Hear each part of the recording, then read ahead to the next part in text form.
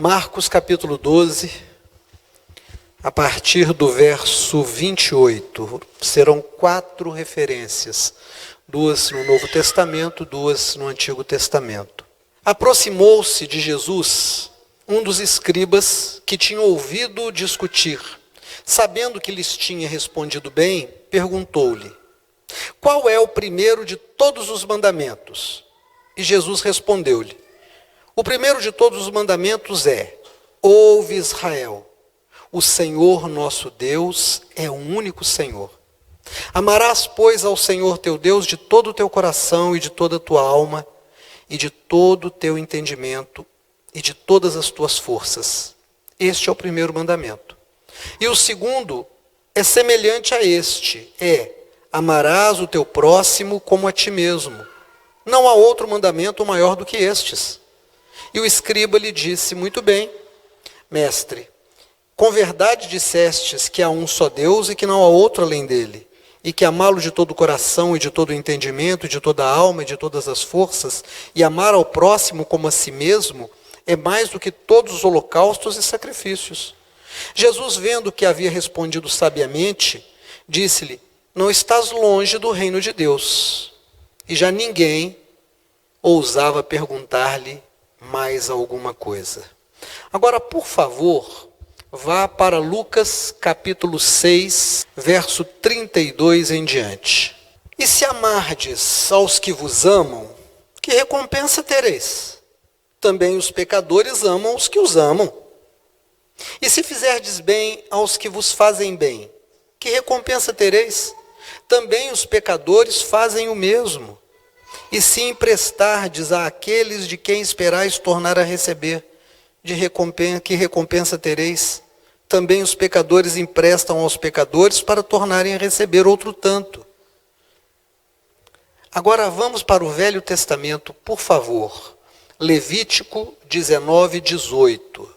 Não te vingarás, nem guardarás raiva contra os filhos do teu povo, mas amarás o teu próximo como a ti mesmo. Eu sou o Senhor. Não te vingarás, nem guardarás ira contra os filhos do teu povo, mas amarás o teu próximo como a ti mesmo. Eu sou o Senhor. E a última referência, por favor, Deuteronômio, capítulo 6, de 4 a 9. Ouve Israel, o Senhor nosso Deus é o único Senhor. Amarás, pois, o Senhor teu Deus de todo o teu coração e de toda a tua alma e de todo o teu poder.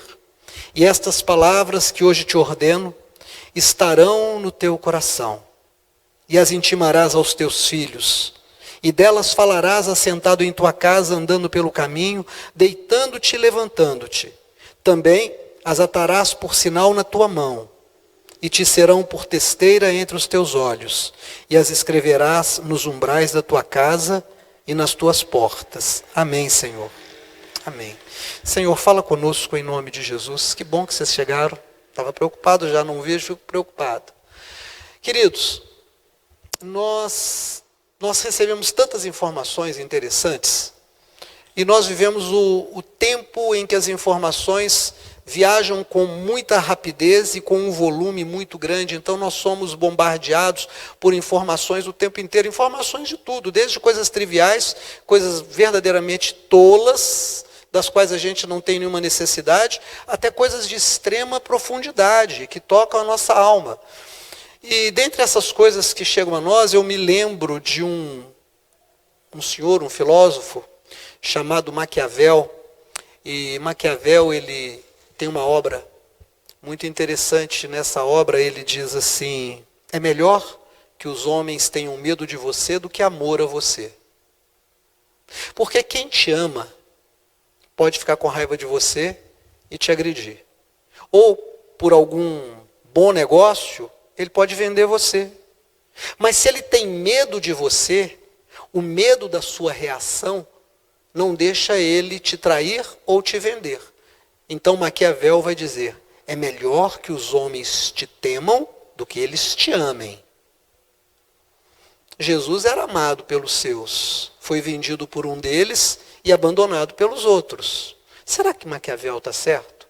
Algumas pessoas têm uma relação com Deus alicerçada no medo. Eu tenho que ser dizimista porque senão Deus vai me jogar na miséria. Eu tenho que estar na igreja porque senão Deus vai amaldiçoar a minha casa. Eu tenho que orar porque senão Deus não falará comigo. Então não é uma relação jesuíta, é uma relação maquiavélica. Porque é alguém que se relaciona com Deus no medo, não no amor. Deus não disputa os nossos corações com Maquiavel. Ele é chamado de um Deus de amor, e ele é um Deus de amor. Mas nós somos limitados. Então não entendemos as revelações de Deus plenamente, não entendemos completamente aquilo de que compreendemos. Não compreendemos tudo, e aquilo que compreendemos não compreendemos com profundidade. Precisamos que Deus nos revele, que Ele nos ajude. E ao longo do desenvolvimento da humanidade, Deus vai preparando espíritos que encarnam e que vêm com a possibilidade de entender as coisas melhor do que as gerações anteriores. Mas isso não é só na espiritualidade. Cada geração é melhor do que a anterior em tudo. A minha geração foi melhor do que a geração dos meus pais, como a deles foi melhor do que a dos seus pais. E os meus filhos já fazem parte de uma geração melhor do que a minha. E assim vai ser sempre. Porque nós produzimos conteúdos, nós concluímos a partir de experiências nossas e dos outros, e colocamos tudo isso num grande depósito. Então aqueles que vêm depois já compartilham de todo esse conhecimento, intuitivamente.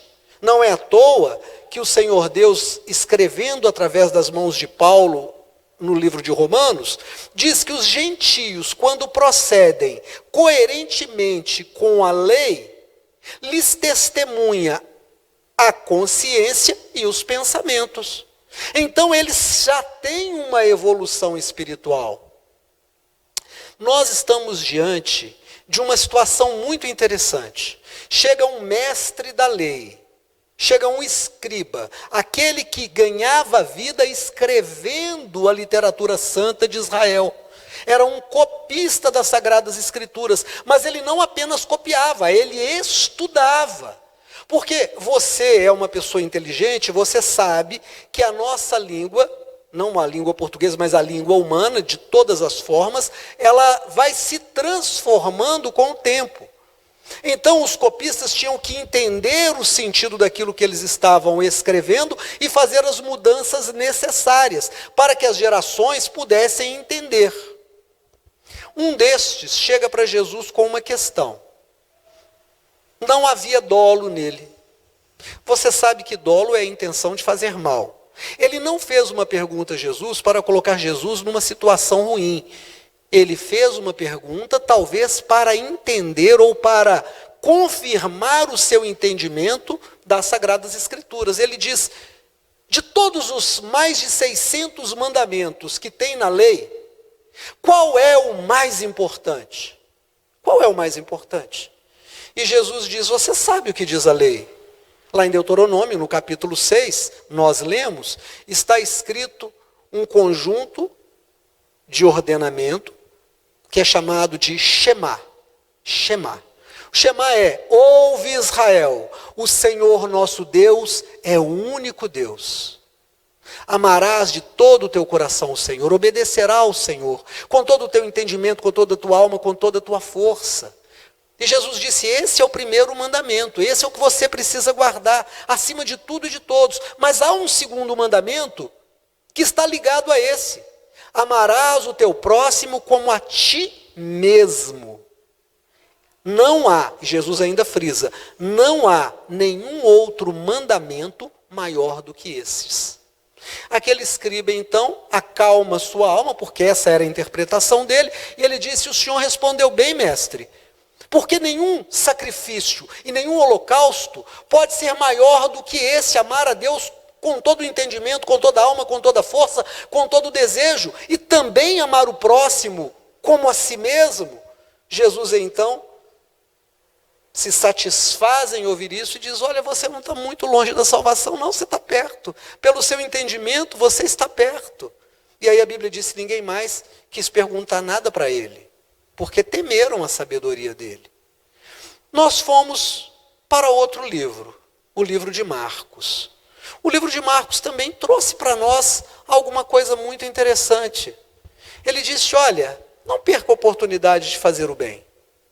Não deixe de fazer o bem. Faça. Se alguém precisar de você, sirva. Se alguém precisar da tua ajuda, ajude. E aí nós fomos para o Velho Testamento para encontrar esses dois mandamentos que Jesus citou. E nós encontramos. O primeiro mandamento nós encontramos no Deuteronômio e o segundo mandamento nós encontramos em Levítico. Então veja algumas coisas que nós precisamos entender aqui. Primeira coisa, não há Novo Testamento sem Velho Testamento. Não há. Não dá para você dizer, eu vou ler só o Novo Testamento, porque o Velho Testamento já passou. Ele não passou. Ele é o alicerce do Novo Testamento. Não há como você construir um prédio de 50 andares, de 1000 andares, se você não fizer uma base muito boa. A base tem que ser muito sólida. A base do Novo Testamento é o Velho Testamento. É preciso compreender, é preciso absorver e é preciso entender o Velho Testamento. Então, no Velho Testamento, há uma orientação que é validada por Jesus no Novo Testamento. Você tem que amar a Deus sobre todas as coisas, com toda a tua alma, com toda a tua força, com todo o seu tempo, com todo o seu dinheiro, com toda a sua sabedoria, com todos os recursos da sua alma. E aí você pode olhar para a sua espiritualidade e ver, você faz isso, eu faço isso. Quanto tempo nós separamos para nos relacionarmos com Deus? Quanto tempo nós damos às Sagradas Escrituras? Quanto tempo nós damos à oração? Quanto tempo nós damos a fazer o bem ao nosso próximo? Quanto tempo nós damos a ter uma intimidade com Deus? Porque o amor requer intimidade. Tem um livro que eu leio há mais de 40 anos, bem mais de 40 anos, quase 50 anos, que se chama O Pequeno Príncipe. O Pequeno Príncipe é um livro que foi chamado há alguns anos atrás de O Livro das Misses. Porque quando tinha aqueles concursos, né, de Miss Brasil, Miss outros países, Miss Universo, e normalmente perguntavam qual é o livro, né, que é o seu livro de referência, a maior parte delas dizia O Pequeno Príncipe. E como ele é um livro bonitinho, é um livro com uns desenhos bem infantis, às vezes as pessoas acham que é um livro infantil, mas não é um livro de uma filosofia profunda. É um livro que eu leio há quase 5 décadas, e cada vez que leio eu aprendo muito, e eu passo esse livro para frente para os meus pacientes, recomendo, a gente conversa, trabalha sobre eles. E nesse livro tem um príncipezinho que viaja pelo espaço, passando por alguns planetoides e chega até a Terra, e ele está à procura de um amigo. E um dia ele encontra uma raposa, e ele pergunta para a raposa, você quer ser minha amiga? E a raposa diz, não é assim. Você não pode chegar para mim do nada e dizer, você quer ser meu amigo, minha amiga. Não tem jeito. Você vai fazer o seguinte, você vai chegar amanhã, e você vai sentar mais distante de mim. Eu vou te olhar com o rabo de olho, e você vai me olhar com o rabo de olho. A gente não vai falar nada. No outro dia você volta, no mesmo horário. Porque se você vier a qualquer hora, eu não vou saber quando me aprontar para você. Marca a hora. Porque se você marcar as 2, a partir das 13 horas, eu já vou começar a ficar feliz. E aí eu vou sentar mais perto de você e você mais perto de mim. E a gente vai fazendo isso, até que essa intimidade crie a nossa amizade. Irmãos, que coisa interessante. Como é que a gente pode ser amigo de Deus se a gente não construir uma intimidade com Deus? Não seremos. Seremos apenas religiosos. E aquele que é apenas religioso, ele acaba comprando uma ideologia religiosa. Ora, o que é uma ideologia?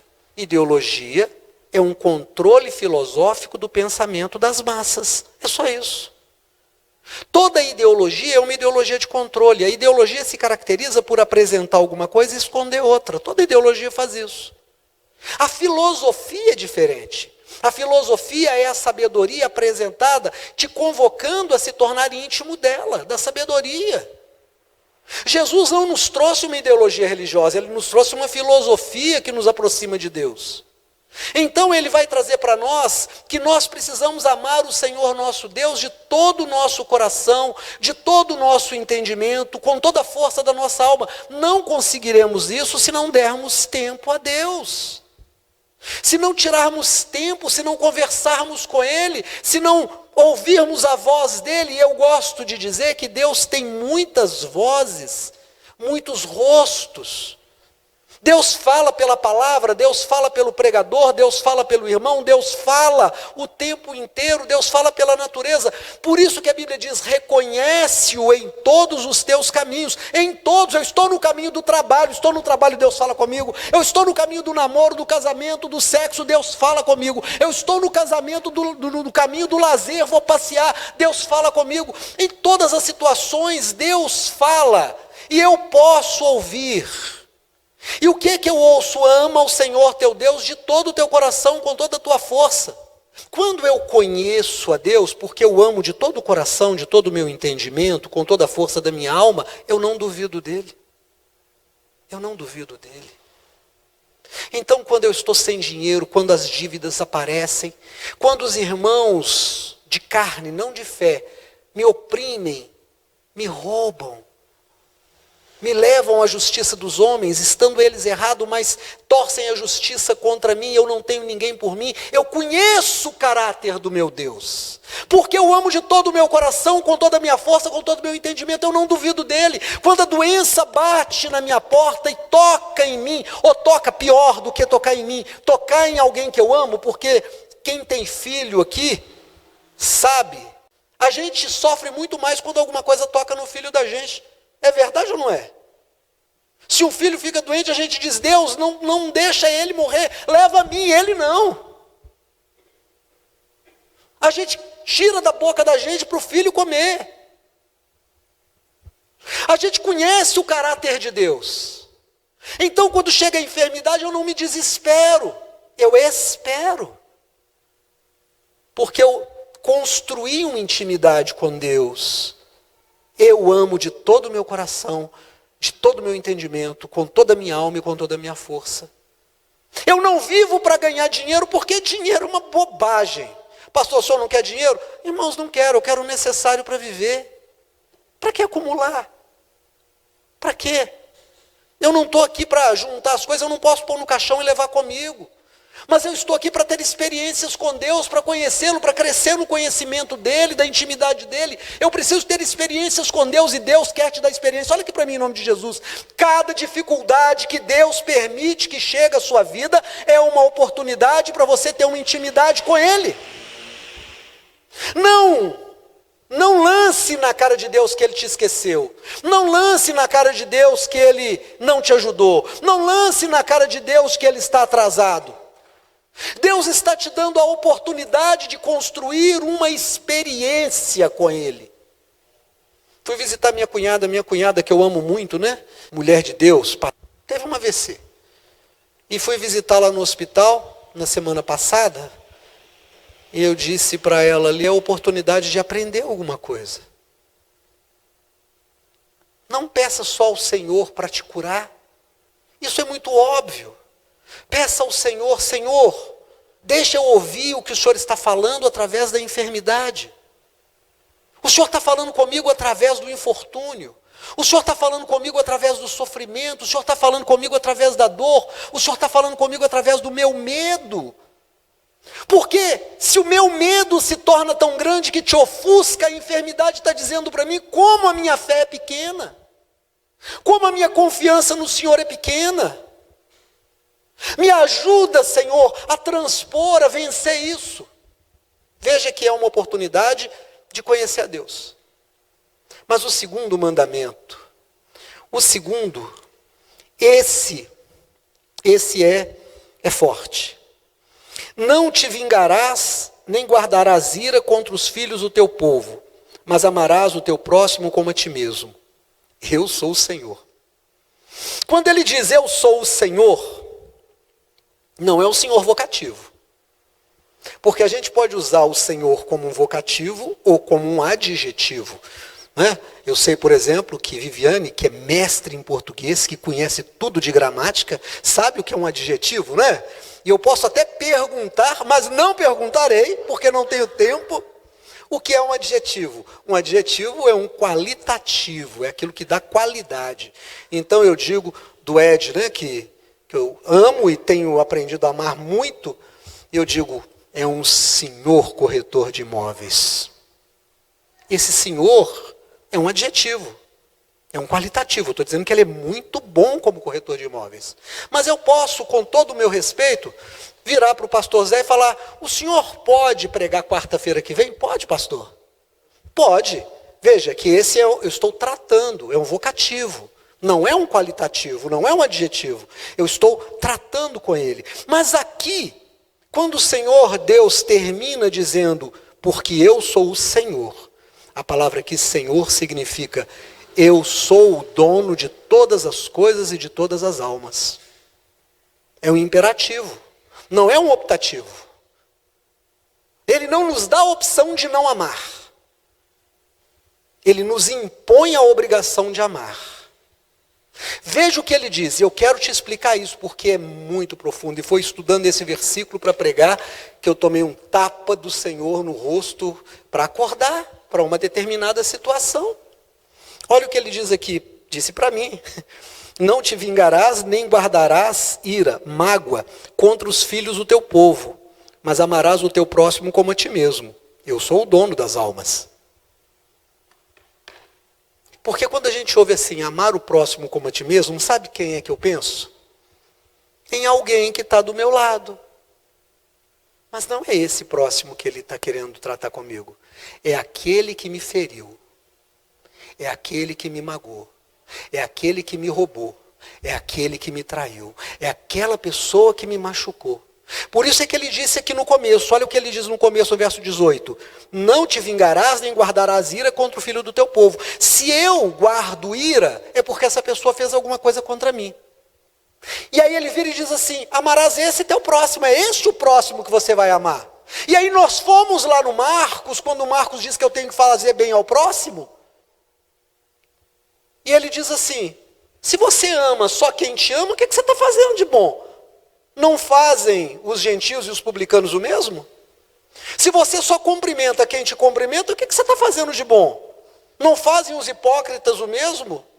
Se você empresta só para receber depois, ou só empresta para quem pode te pagar, qual a vantagem que você está fazendo? Nenhuma, porque os outros também fazem isso. Mas tu és meu filho, você carrega em você minhas características. Você é parecido comigo. Então você vai fazer o bem sem esperar o bem em troca. Você vai emprestar, ainda que aquela pessoa não te pague, você não vai guardar a mágoa. Você vai amar de todo o teu coração o teu próximo como você mesmo. O próximo que te fez mal. E aí, irmãos, eu preciso dizer quais são as pessoas que nos fazem mal. Aquelas que nós amamos. O estranho não nos faz mal. O estranho não nos faz mal.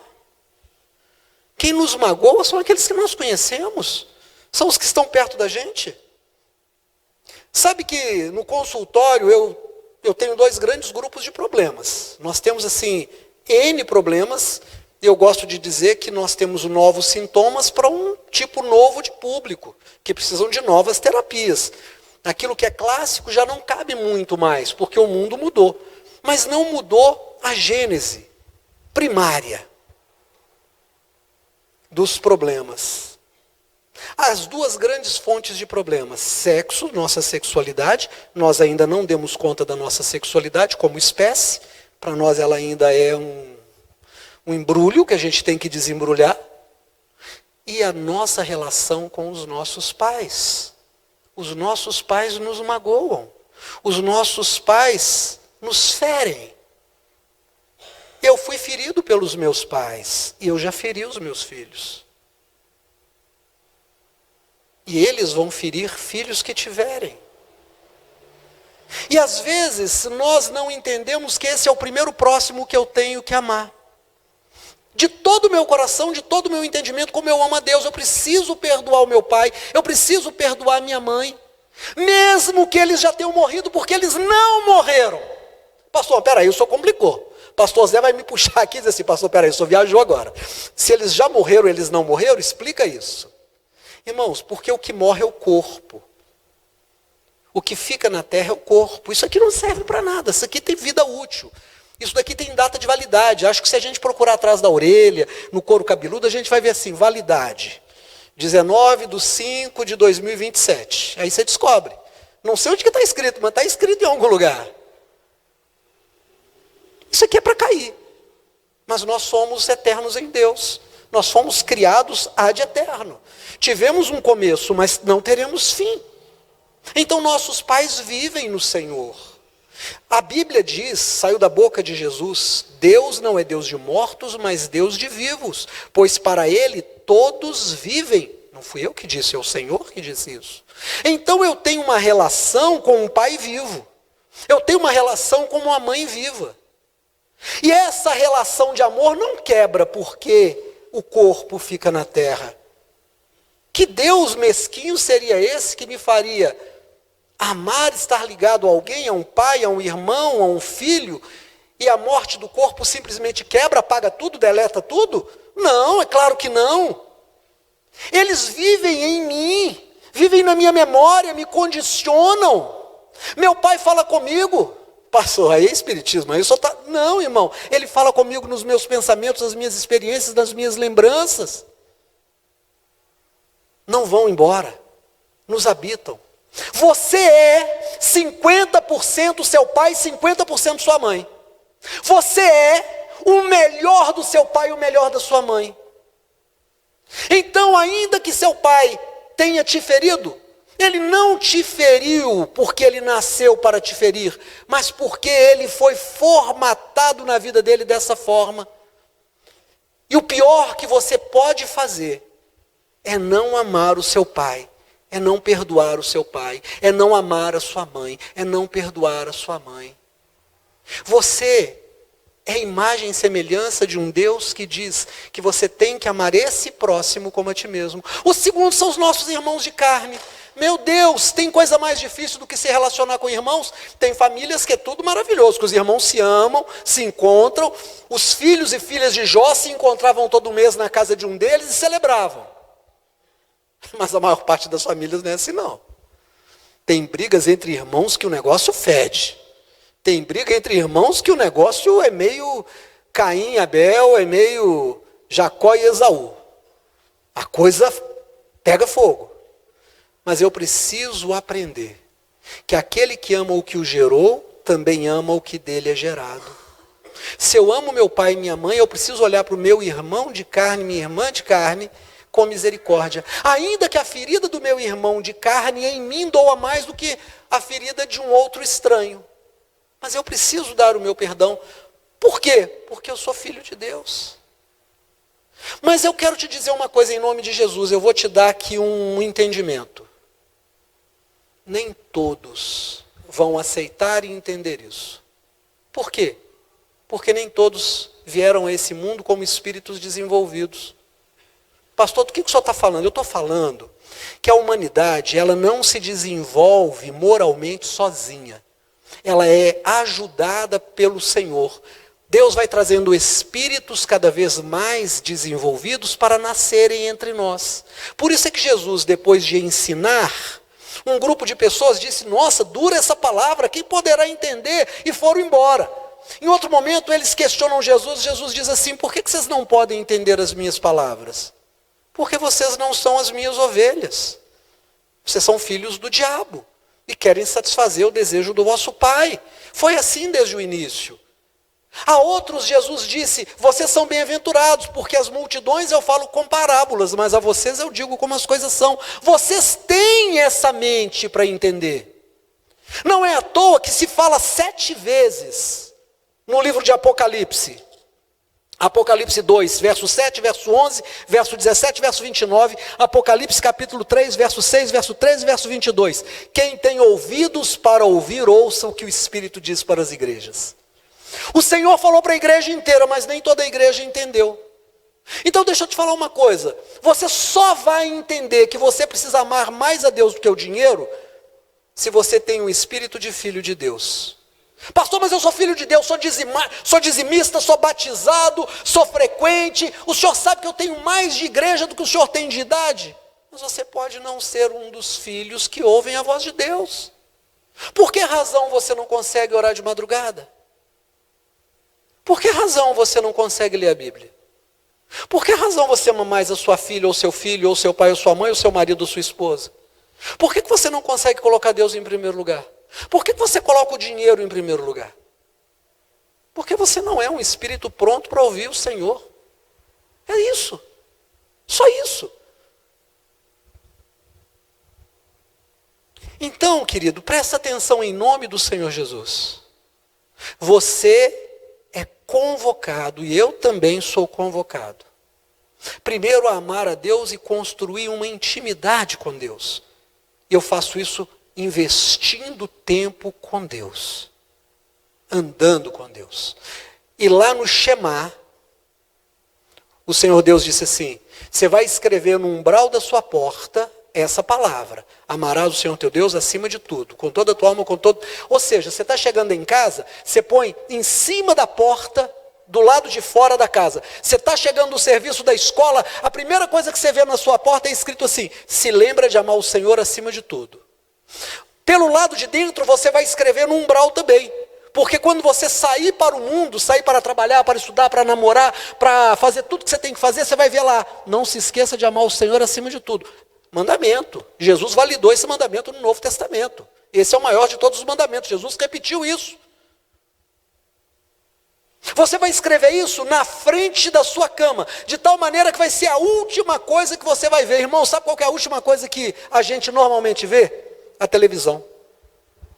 A gente gosta de colocar na parede em frente da cama da gente o quê? Uma televisão. Se bem que tem gente hoje que está trocando a televisão pelo celular, né? A última coisa que a gente vê, eu me coloco nisso também, é o celular. Não, escreve, amarás o Senhor teu Deus de todo o teu coração, de toda a tua força, de toda a tua alma, com todos os teus pensamentos, com tudo que é seu.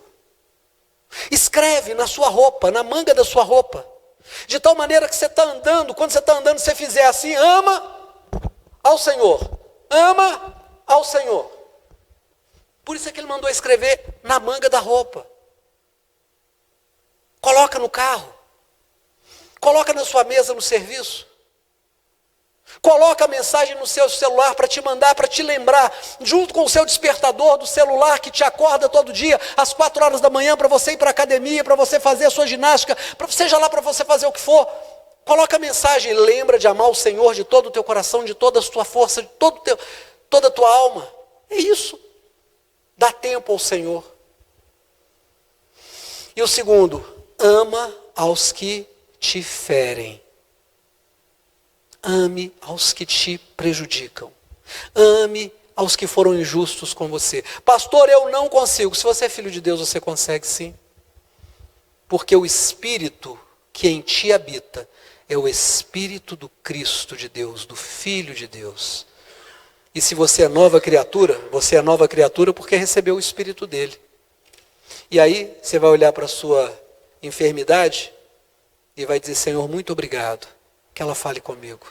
Você vai olhar para a enfermidade do teu querido e vai dizer, Senhor, obrigado, fala comigo através dela. Você vai olhar para cada situação dessa vida, e não só para as boas, e vai reconhecer o Senhor ali. E para concluir, essa semana eu vi uma minissérie chamada Sandman. Alguém já viu essa minissérie? Sandman? Não, está no Netflix. Boa. Xaropinho, assim, meio água com açúcar, meio mitológico, né, sobre o Deus dos sonhos, o Senhor dos sonhos, dos pesadelos, Sandman. E tem uma hora que a morte vem buscar um violinista, um senhor de idade, um judeu. E a morte é uma mulher negra muito bonita. E ela está junto com o Senhor dos sonhos, ela é irmã do sonho. E ela diz para o sonho, vem comigo, eu tenho um trabalho. Sobe umas escadarias, chega um apartamento, e o velho está lá tocando. E ela entra e começa a conversar e diz, chegou a sua hora. E ele toma um susto. Ele toma um susto e diz, chegou? mas eu ainda tenho tantas músicas para tocar. E ela disse, chegou. Aí ele disse, será que você pode me dar um instante? E ela disse, claro. Aí ele põe o violino de lado e diz, ouve Israel, o Senhor nosso Deus é o único Deus. Amarás o Senhor teu Deus de todo o teu coração, com toda a tua alma, com todo o entendimento e com toda a tua força. E quando ele termina de dizer isso, ele se levanta e vai. Minha irmã, meu irmão, a única coisa que vai fazer diferença na sua existência toda é se a mensagem dessa noite entrou no seu coração. Se ela entrou no seu coração, tudo que Jesus fez valeu a pena. Porque você entendeu que vai amar a Deus sobre todas as coisas e vai amar os teus amados que te feriram do mesmo jeito que você ama você, liberando o perdão. Isso vale para um amigo, isso vale para um irmão, isso vale para um pai, para um filho. Pastor, mas até meia hora atrás eu não entendia desse jeito, mas agora você já entende, porque o Espírito de Cristo tocou em você. Isso vai fazer toda a diferença. E como alguém me disse, né? Pastor, sua igreja está vazia porque só prega essas coisas. Amém, irmão. Glória a Deus, mas eu quero acreditar que ela está cheia de anjos que estão aqui para te ajudar a praticar essa palavra em nome de Jesus. Amém? Vamos ficar de pé?